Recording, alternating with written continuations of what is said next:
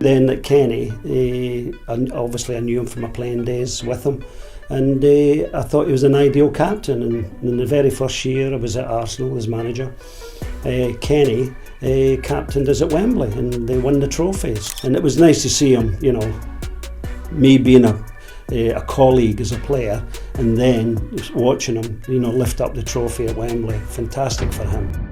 Kenny Sansom was the best left-back England had for nearly a decade. 86 caps, a First Division title with Arsenal, a player so reliable, so polished, that most managers considered picking him the easiest decision they'd make all week. He had that rare quality where you could watch him for 90 minutes and come away thinking he'd barely broken a sweat, even though he'd just handled everything the opposition threw at him. I am Ethan, and this is Football Icons. But here's what those numbers don't tell you. Behind every clean performance, there were men who nearly broke him. Players who found his limits, exposed his weaknesses, and left marks that stayed with him long after the final whistle. And one manager who did something even worse than defeat him on the pitch. This is Kenny Sansom's list. 7 men he couldn't forget, couldn't forgive, and in some cases, couldn't stop thinking about for the rest of his life. Start with the one that surprises people. When Kenny Sansom named his toughest domestic opponent, most expected a flashy name, someone with tricks, highlights, a reel of nutmegs and stepovers. Instead, Sansom gave them Steve Coppell, a winger who never once tried to humiliate you, a player who had no interest in the spectacular. And that, Sansom said, was exactly what made him so hard to face. Coppell played for Manchester United from 1975 to 1983, and every time Arsenal lined up against them, Sansom knew what was coming. Not pace that would leave him stranded, not skills that would make the crowd gasp. What was coming was 90 minutes of relentless, grinding, non-stop running. Coppell would pick a line and stay on it. He'd press, recover, press again. He didn't need to beat Sansom with a trick because he was already beating him with something harder to defend against. Sheer, merciless work. There were no tricks with Coppell, no jokes, no entertainment at all.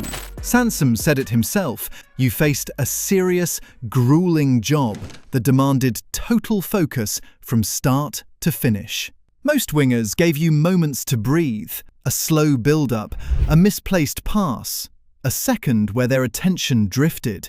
Coppell gave you nothing. The moment Sansom's concentration slipped, even slightly, Coppell was already in that space, working the angle, pulling the defence apart 1 yard at a time.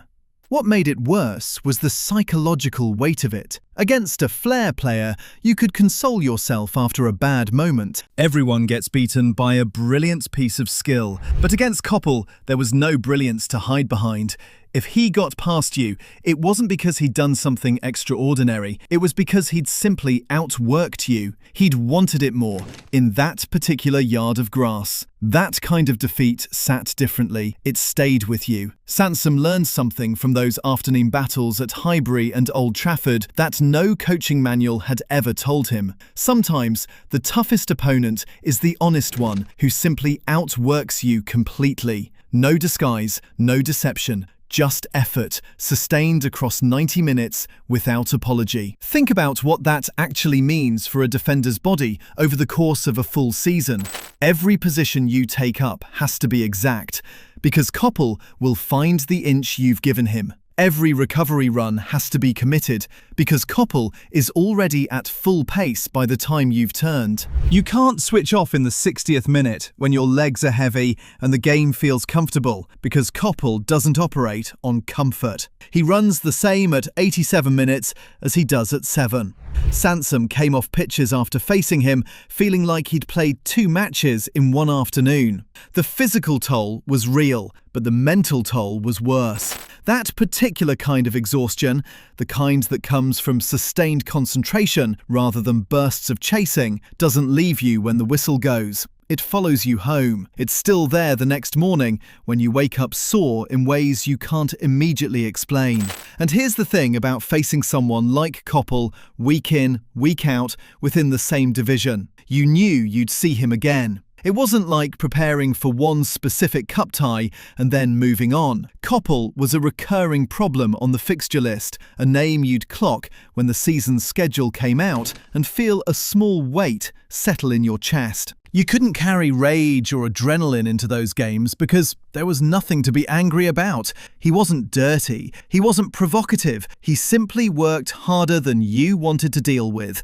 And he made that your problem for 90 minutes every time you met. Sansom talked about those games with a kind of weary respect that he didn't offer everyone. There was no bitterness in how he described Koppel, which actually tells you more than bitterness would. You don't talk bitterly about a man who simply beat you at the thing the game is supposed to reward. You talk about him the way Sansom did. Honestly, with the acknowledgement of a competitor who knows he ran into something he couldn't fully solve. Koppel's career ended prematurely in 1983 due to a serious knee injury, and Sansom always carried a complicated feeling about that. Not relief, exactly, more like an acknowledgement. The game had taken something from Koppel that his talent never deserved to lose. The knee that ended him was a cruel trade. All that work ethic, all that durability, and it was still not enough to protect him from the one thing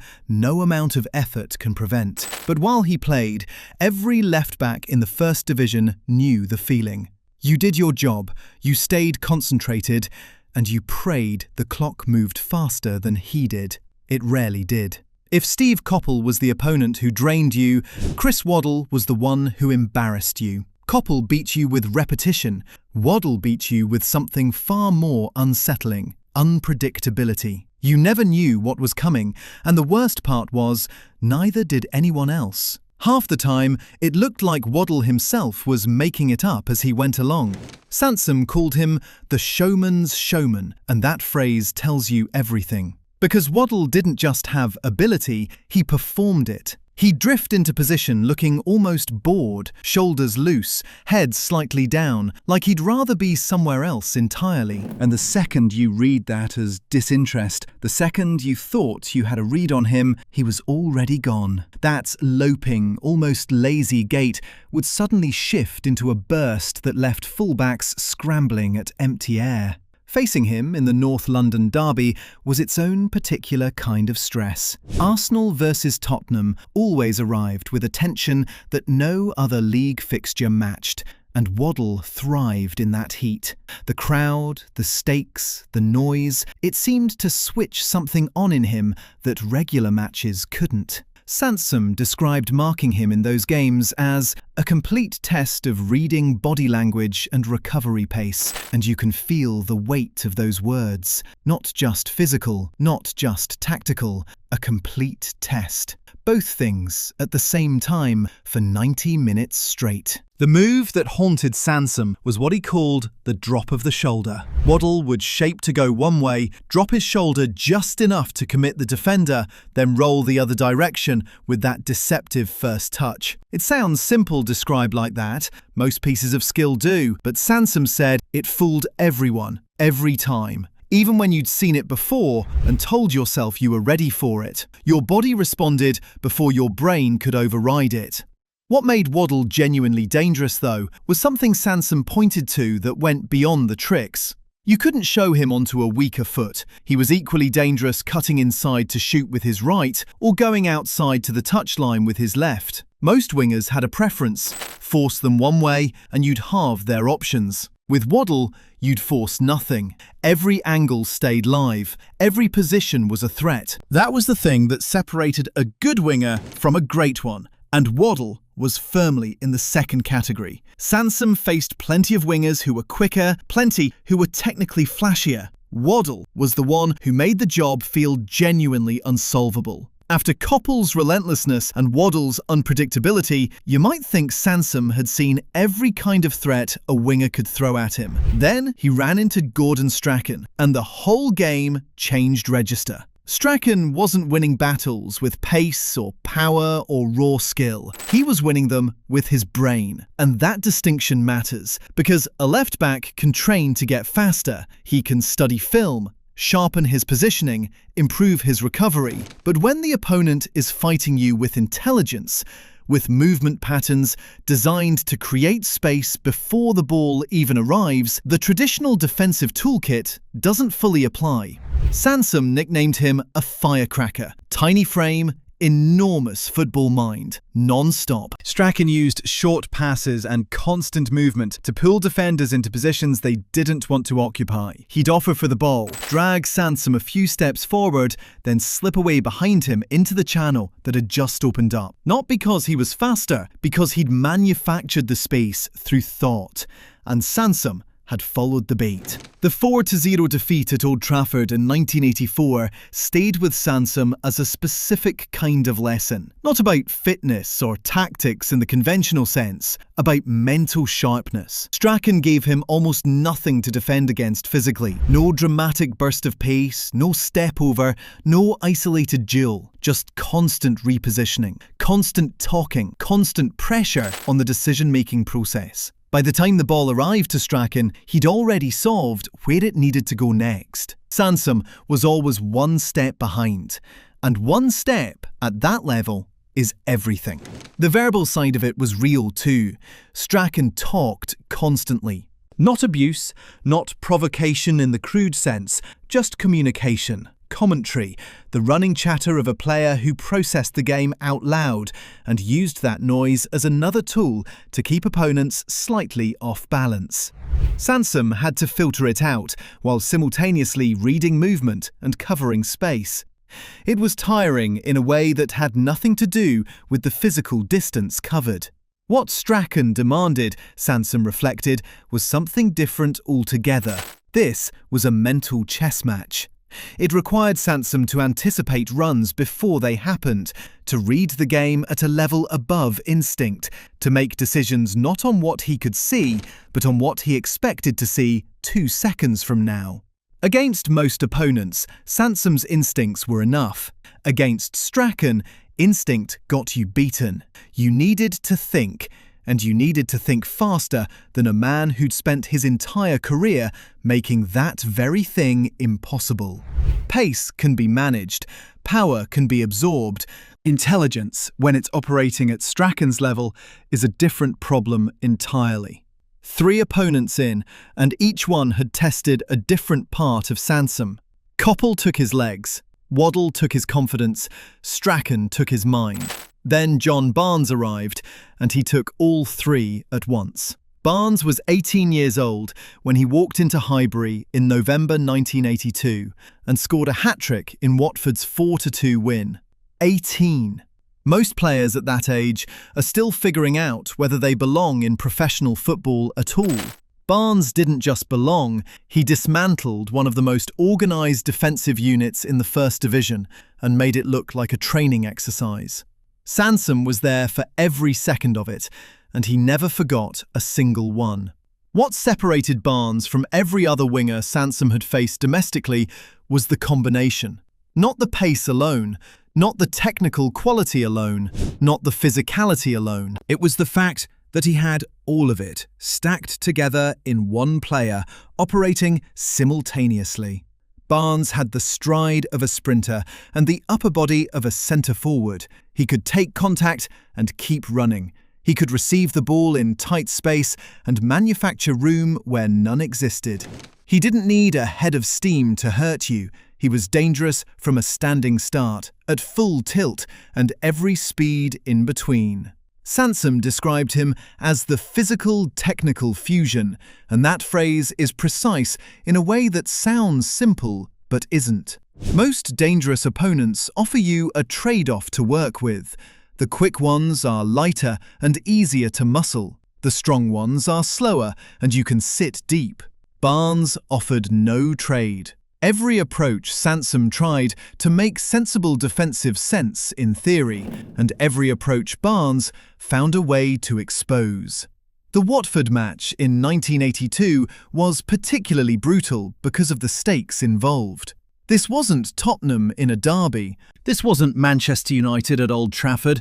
This was Watford, a club in their first top-flight season in decades, built by Graham Taylor on directness and industry. Nobody had penciled them in as a team that would carve Arsenal open from wide positions.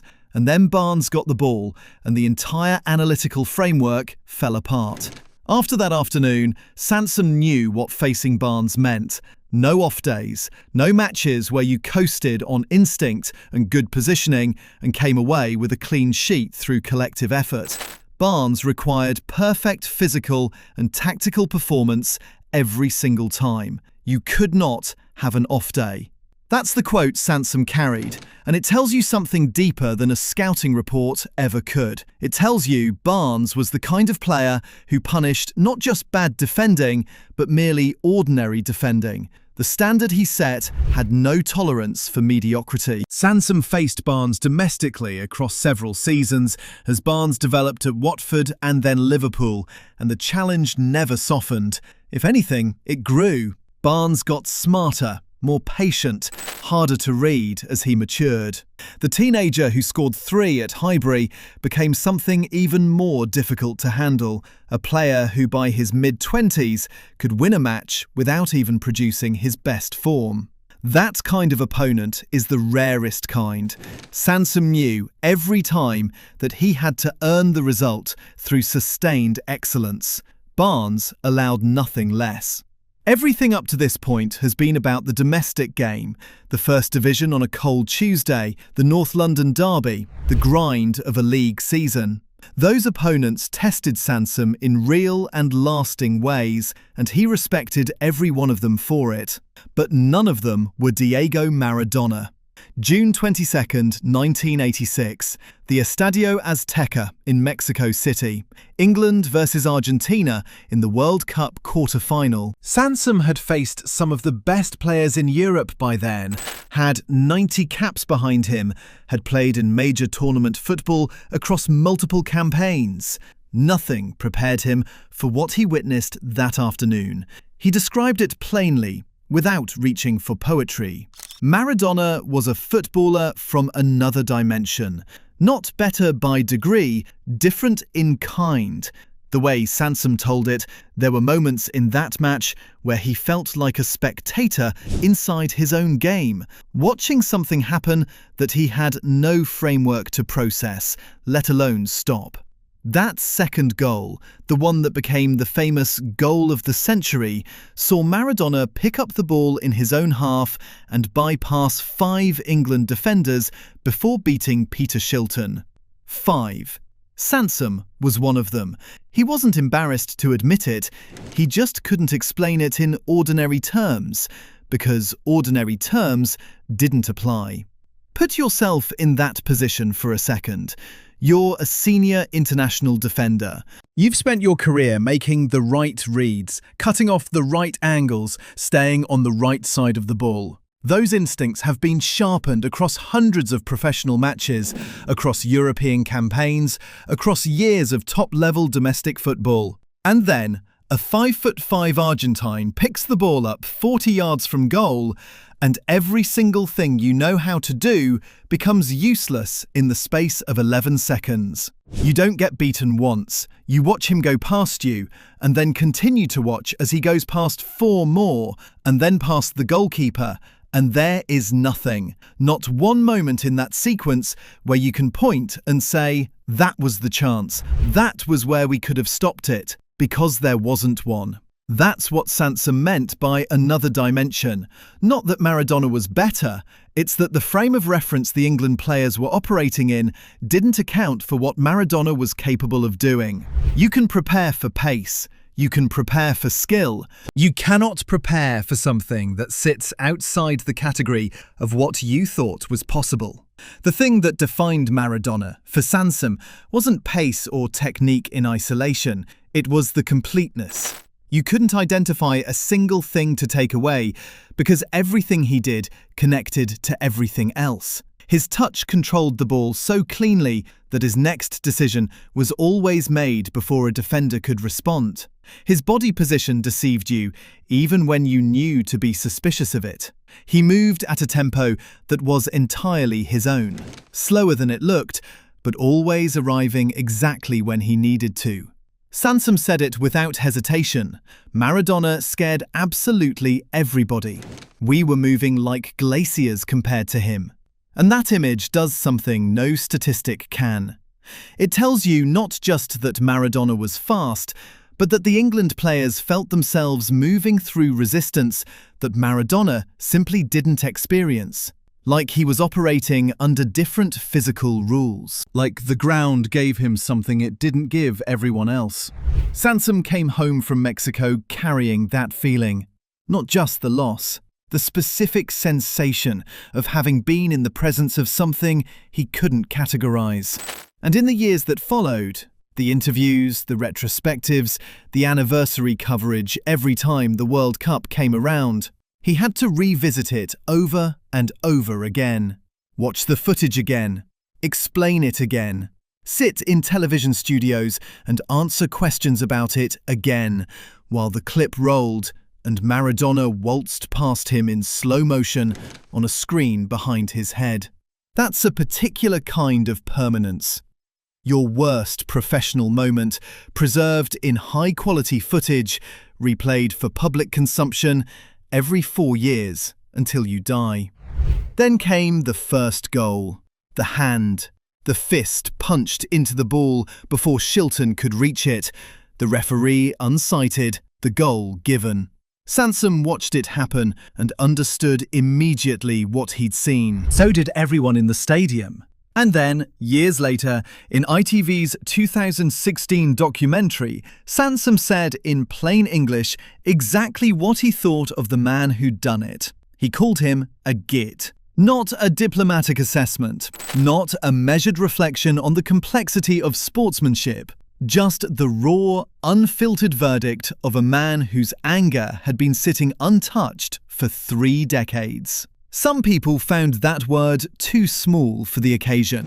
A git. For Diego Maradona. For the man who scored the goal of the century in the same match he used his fist to steal a World Cup quarter-final. But that's the point. Sansom wasn't performing outrage. He wasn't constructing a quote for the highlight reel. He was telling you exactly how he felt, in the most direct language available to him, without any effort to dress it up. And that plainness, that refusal to make it bigger than it was in his chest, is what makes it land so hard. The genius and the cheating existed in the same afternoon. Sansom never managed to separate them, and he never really tried. Maradona cheated England out of the World Cup. That much is history, documented and argued over for decades.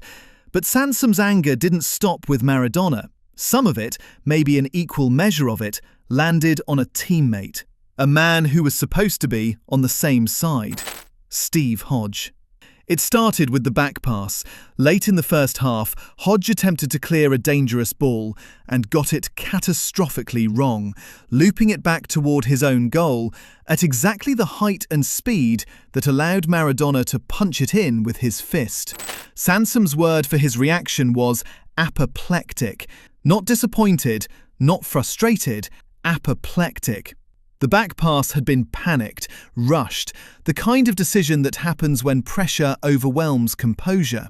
Sansom understood that intellectually, but understanding something and forgiving it are two different things, and Sansom never fully crossed that line. Then came the tunnel. After the final whistle, while England's players were processing the grief of elimination, the handball, the goal of the century, the sheer brutality of losing that way, Hodge walked up to Maradona and swapped shirts with him. He kept the shirt. He took it home. It spent years in his possession, displayed, talked about, eventually sold at auction in 2022 for over £7 million. £7 million for a shirt that represented the worst moment in England's footballing memory. Sansom didn't hide how that landed. To him, the shirt swap wasn't just a private decision by one player in the heat of the moment. It was a betrayal of the collective grief the team was carrying out of that stadium. While his teammates were raw with anger and loss, Hodge was collecting a souvenir from the man who'd just cheated them. That violated something in Sansom's tribal code so completely that decades of distance did nothing to soften it. The financial dimension sharpened the wound further. Sansom's later years were defined by severe financial difficulty. There were periods of homelessness. There were years when the man who'd earned 86 caps for his country had almost nothing to show for it materially. And across that same stretch of years, the shirt that marked England's humiliation was appreciating in value, sitting in Hodges' possession, heading toward a figure that dwarfed anything Sansom ever earned from the game. That contrast isn't incidental. It's the specific kind of injustice that festers, the kind where the wrong person ended up holding the reward. There's something else worth sitting with here. Hodge knew what that shirt represented. Every England player in that tunnel knew. This wasn't a match England had lost on merit after a fair contest. It was a match stolen in the first half by a deliberate act of cheating, then buried in the second half by a goal so extraordinary it almost forced you to accept the result as cosmically correct, even when it wasn't. The England players left that pitch carrying both things simultaneously, the humiliation of the handball and the impossible task of arguing against the second goal.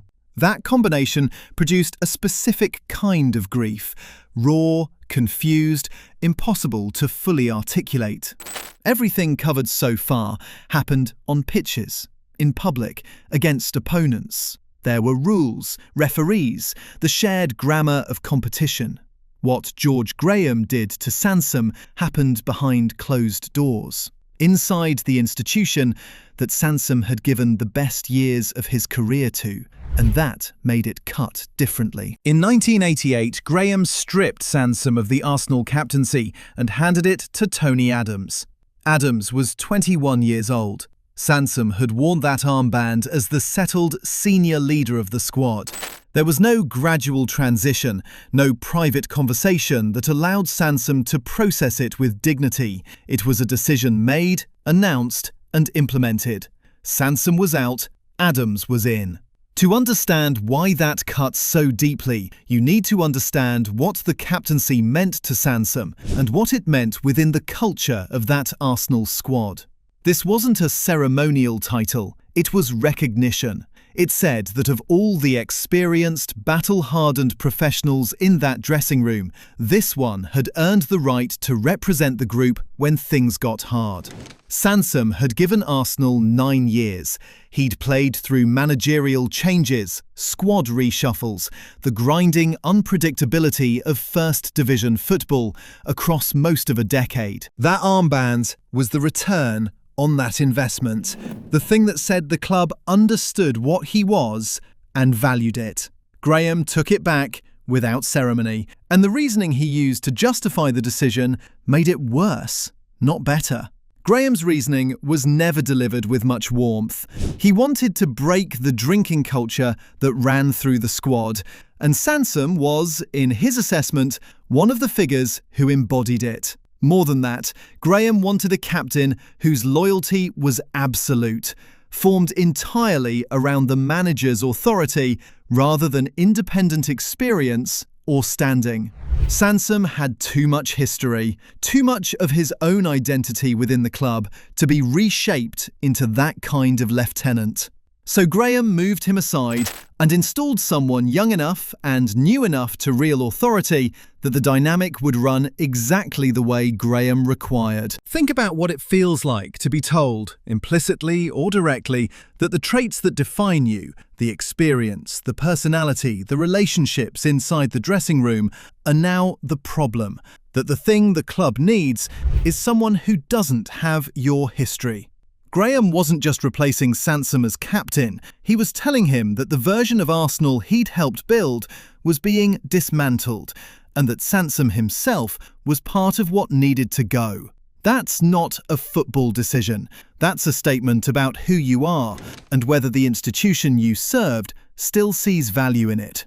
Sansom left Arsenal in 1988, the same year the armband went. He was 30 years old, still capable of playing at a high level, but moving on without the send-off his service arguably earned.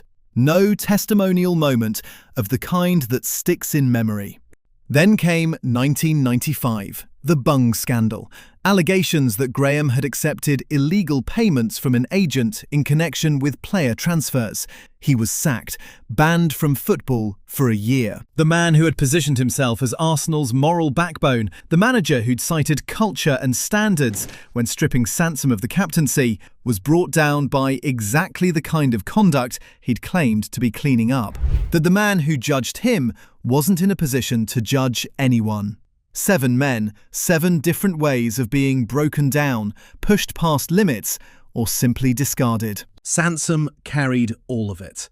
The pitch battles, the Azteca, the stripped armband, the shirt that sold for millions, while he had nothing.